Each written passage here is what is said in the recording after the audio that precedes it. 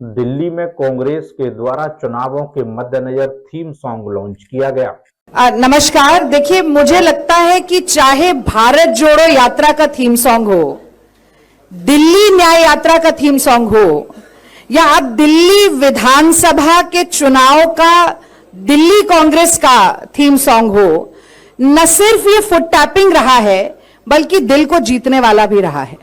और खास तौर से दिल्ली न्याय यात्रा, जो कि दिल्ली की हर विधानसभा में देवेंद्र यादव जी की सरपरस्ती में चली।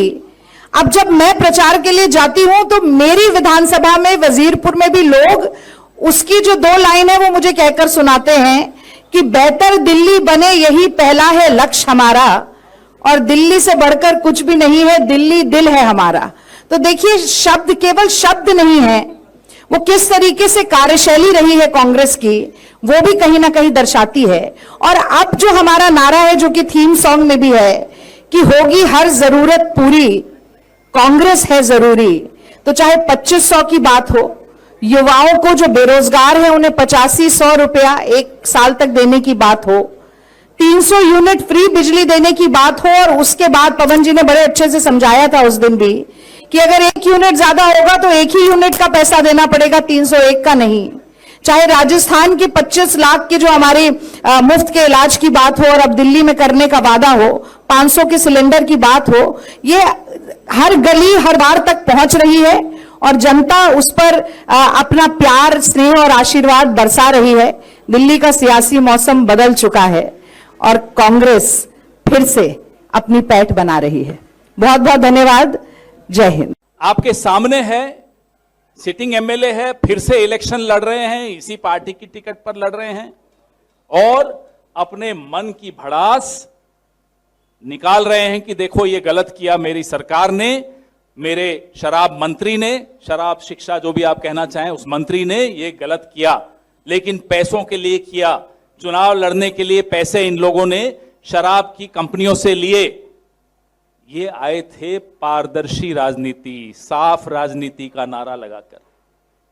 मैं वो वक्त भूल नहीं सकता जब ये खड़े होते थे और ये बंगाली मार्केट में खड़े होते थे, लोग फोटो खिंचवाने आते थे इनके साथ, बोले मैं स्वच्छ राजनीति लाऊंगा। मैं खड़ा था वहां, देख रहा था, लेकिन इन पर भरोसा ना तब किया था ना अब किया। इनकी असलियत अब आपके सामने है कि कैसे, और किसी भी राज्य का मुख्यमंत्री, देवेंद्र जी और मैं आज चर्चा कर रहे थे अभी कमरे में, भारत के इतिहास में कभी ऐसा नहीं हुआ होगा कि एक राज्य के मुख्यमंत्री ने राष्ट्रीय अंतर्राष्ट्रीय स्तर का घोटाला किया हो। उत्तर से दक्षिण तक, दिल्ली से हैदराबाद तक का यह शराब घोटाला, काबिलियत तो है, ये मैं मानता हूं। घोटाला ऐसा करते हैं कि वो ग्लोबल हो जाता है। दिल्ली वाले अब बर्दाश्त नहीं करेंगे। दिल्ली के लोगों को, अपने बच्चों को शिक्षा देने के लिए एक शराब घोटाले का मैनेजर नहीं चाहिए। वो कहते हैं, हमारे देसी भाषा में बोलते हैं कि लड्डू बटेगा तो सब में, अपने जो परिवार वाले हैं, जानकार हैं, पहचान वाले, उस सब में बटेगा। तो ये ना सिर्फ केंद्रीय नेतृत्व जो जेल गया है, उसके अलावा भी बहुत सारे ऐसे इनके अपने प्रिय लोग हैं जिनको फायदा पहुंचाने का, एक भ्रष्टाचार के तहत फायदा पहुंचाने का काम आम आदमी पार्टी की सरकार ने किया है।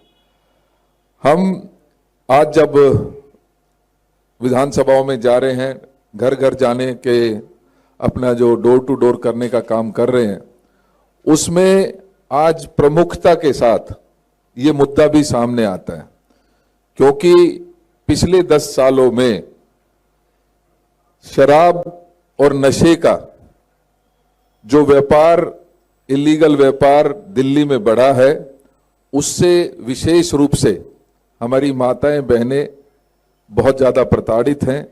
बेरोजगारी की मार है और बेरोजगारी के चलते आज उनके बच्चे, उनके परिवार के लोग जिस तरीके से नशे की ओर आकर्षित हो रहे हैं, ये एक बहुत चिंता का विषय है।